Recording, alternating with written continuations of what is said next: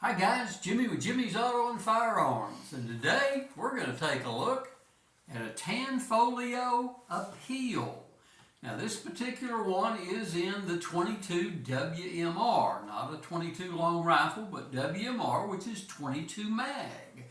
So this little firearm is what's called a bullpup design, meaning that your firing handle is in front of the breech.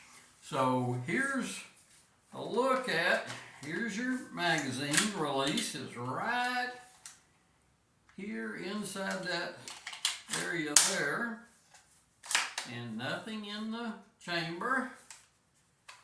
So we have a completely safe unloaded firearm. I do have a Walther PS22 scope sight on this firearm that I'm real fond of. I've also got one on my Walther G22. They work out real well. So this is a very light firearm. It is a composite, but again, it's a Tanfoglio Appeal in 22 WMR. Bullpup design, great little firearm, great little tack driver for just carrying around, knocking around, plinking with it. 22 WMR.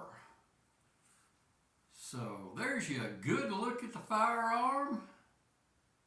And hey, thanks for watching. Hit the like button. If you got any questions or comments, put them down in the comments below and I'll get back to you.